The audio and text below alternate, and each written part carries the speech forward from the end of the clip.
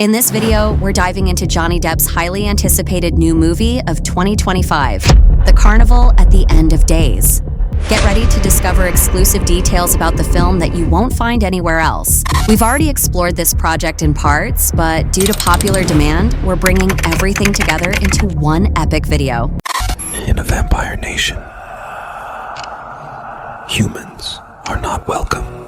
From the fascinating dynamics between the cast, including Johnny Depp as Satan and Jeff Bridges as God, to the mind-bending vision of Terry Gilliam, we've got it all covered. So grab your phones, sit back, and don't even think about skipping this, because we've got information you won't want to miss. So let's begin. Johnny Depp as Satan, Jeff Bridges as God, and Terry Gilliam, the mastermind behind Cinematic Wonders, is directing it all. Welcome to The Carnival at the End of Days, a bold, surreal, and highly anticipated film that might just redefine the battle between good and evil on the big screen. My day job was, cinema, making films, acting, whatever. But I had all these other things going on the side that were at least as important to me. That is to say, like making music. It's my first love since I was little. But right up next to that, of course, is another, a silent form of expression, which is drawing and putting together these puzzles of lines and shapes and things like that. So I basically just decided to no longer limit myself, They weren't done based on expectation. They were just done it was between myself and a blank canvas, really, ultimately. That's where you start. Let's dive into what we know so far. The Carnival at the End of Days will explore a celestial battle like no other. While specific plot details are under wraps, the title alone evokes powerful imagery. A carnival, often associated with chaos and celebration, and the end of days, a biblical concept of reckoning. Terry Gilliam is no stranger to blending such deep ideas with his unique style. It's just me and my little knife. Snip, snip, marvelous. Slice, slice. Can you believe it? Is that right? Well, I guess you're about ready then, aren't you? We're your friends. We're not like the others, man. Really. No more of that talk or I'll put the beaches on you, understand? Get in.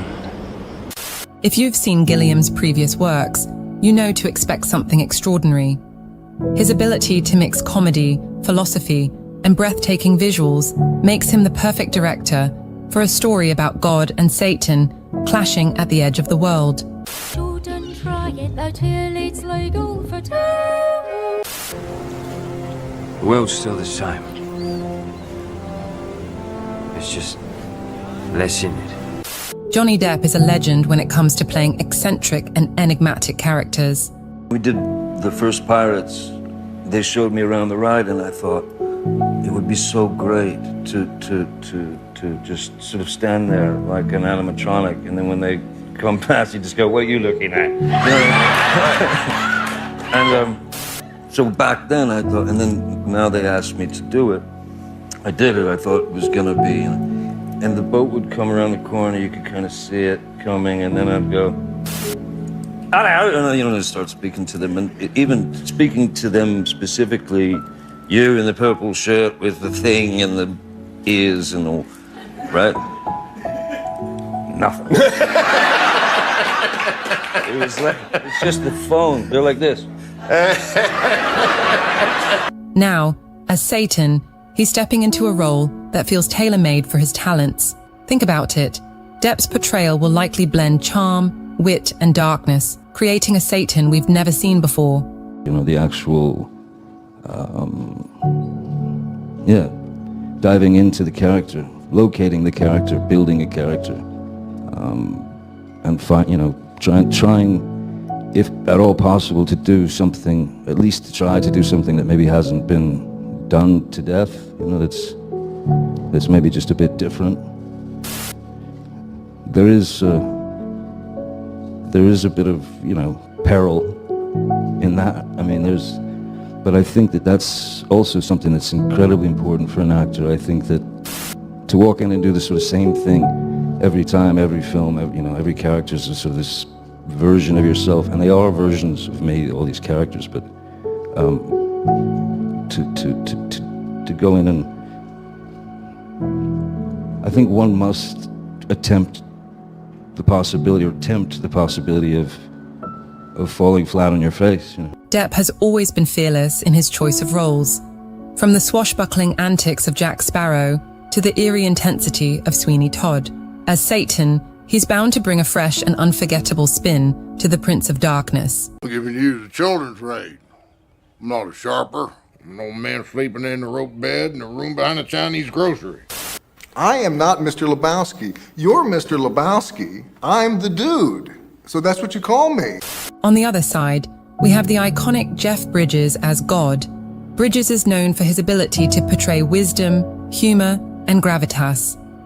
Whether it's as the dude in The Big Lebowski or as a mentor figure in Iron Man, Bridges always commands the screen. It's a bit like working out a dance routine. Same kind of assignment that even dramatic scenes, you want to make a fight scene interesting, but also like it's happening for the first time, that it's authentic, and it looks like you guys are really going at it. And to create that illusion takes the kind of skill that Tim Connolly had. Bridges' performance as God could add depth to the role, making him not just a figure of authority, but also someone deeply human, relatable, and maybe even flawed. It's a portrayal we can't wait to see. Yeah, look, so in the first part, you gotta go through that. Yeah, the first part, head in the mouth, look at that. That's great. Now, let's talk about Terry Gilliam. This man has spent decades challenging the norms of Hollywood. Whether it's dystopian fantasies like Brazil or the mind-bending storytelling in 12 Monkeys, Gilliam is a director who thrives on the unusual. So eclectic and so greedy. It's almost every film I've ever seen has influenced me. There's nothing that really sticks. It depends. Films influence you at different points in your life. When I was a kid, it was Snow White, Pinocchio, things like that. I reached a certain age and I discovered European and Japanese films because I was in college and I hated everything American. And they have effects at different points in your life. The trick is not to get old like me, so films don't mean anything to you anymore. In The Carnival at the End of Days, Gilliam has the perfect canvas to explore themes of morality, chaos, and the human condition. Expect bizarre visuals, complex characters, and a story that'll leave you questioning everything. Fans are already buzzing about what this movie could look like. Will it feature a philosophical duel between God and Satan, or will it dive into the absurdity of human existence? Knowing Gilliam, it could be both. The Carnival could represent humanity itself, chaotic, colorful, and unpredictable, while The End of Days might serve as a metaphor for existential reckoning. Whatever the case, Gilliam will undoubtedly weave a tale that's as profound as it is entertaining. Filming begins in January 2025, and with Gilliam's track record of ambitious projects, we can expect a challenging but rewarding production process. The collaboration between Depp, Bridges, and Gilliam feels like the perfect storm of talent. So mark your calendars, because The Carnival at the End of Days is shaping up to be one of the most exciting films of the decade. Are you ready for this celestial showdown? Let us know your thoughts in the comments.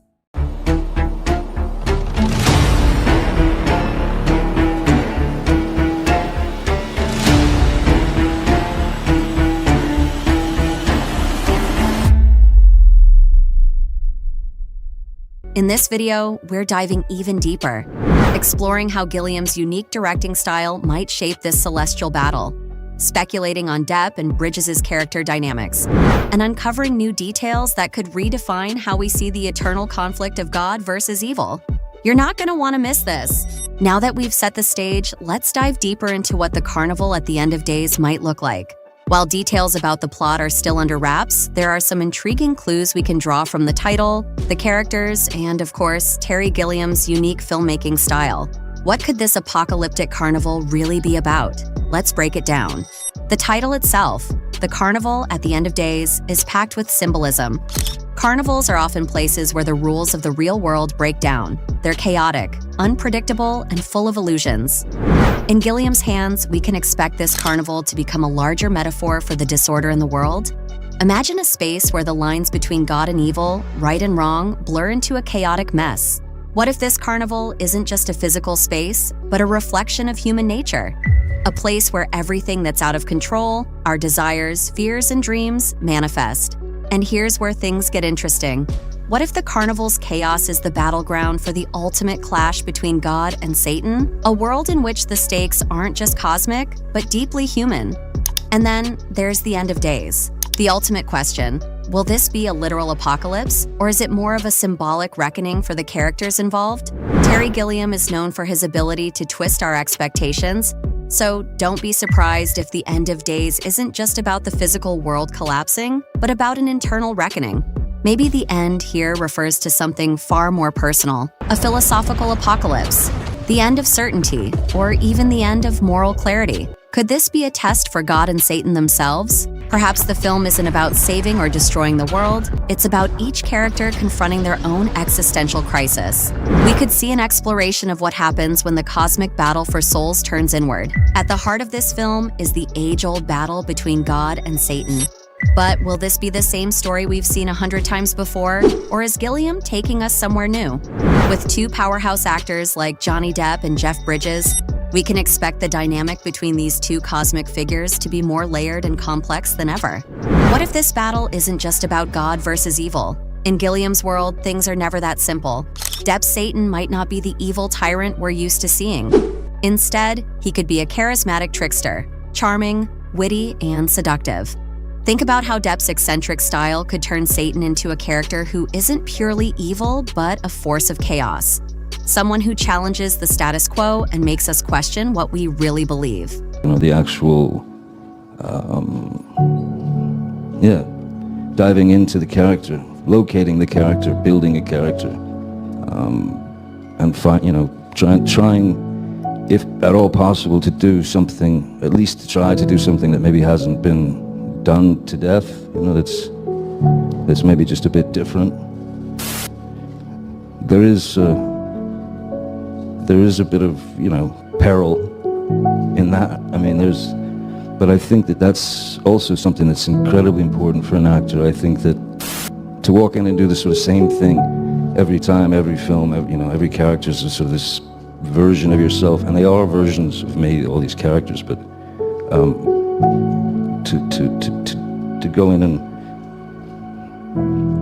I think one must tempt the possibility of falling flat on your face. On the flip side, Jeff Bridges could bring a new, more human side to God. Known for playing wise, calm figures, could he portray God as a being who's less about unwavering authority and more about understanding humanity's imperfections? Maybe this God is weary, unsure, or even regretful about the state of the world. It could make for a much more relatable and flawed deity. A bit like working out a dance routine.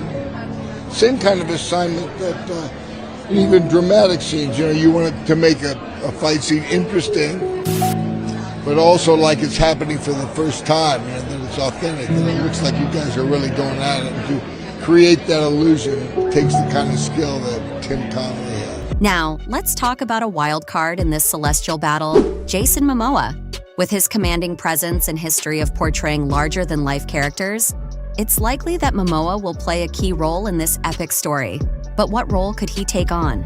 One possibility is that Momoa could play a rebellious archangel, a warrior sent to restore balance between God and Satan. In this role, he wouldn't just be a bystander, but a pivotal force, challenging both sides of the celestial conflict. Imagine a character torn between loyalty to God and sympathy for Satan's rebellion, fighting to bring peace but questioning his own faith. Another intriguing possibility is that Momoa could be a personification of chaos itself, an elemental force neither aligned with God nor Satan, but someone who thrives in the unpredictable, uncontrollable nature of the carnival. If anyone can embody the raw energy of such a role, it's Jason Momoa. Terry Gilliam is no stranger to pushing boundaries, and this film is set to be his swan song. a culmination of decades of masterful filmmaking. Known for blending absurdity with deep existential themes, Gilliam's vision for the Carnival at the End of Days will likely be no different, but the project has faced its challenges: financing, delays, and the uncertainty of bringing such a high-concept film to life. Despite these obstacles, Gilliam is undeterred. The director has recently expressed hope that the film will see the light of day, citing his belief in the film's potential to challenge societal norms and political correctness. It's a bold vision, and with the talented cast assembled, it's clear this project is something special. So, as we dive deeper into the mysteries of the Carnival at the End of Days, we're left with so many questions. Will this be a story of redemption or damnation? Can Gilliam's unique brand of chaos and philosophy redefine the battle between God and evil? And what role will Jason Momoa play in this epic saga? What do you think? Will this film lean into chaos and absurdity, or will it delve into something more profound? Drop your theories in the comments below. We want to hear how you think the story will unfold.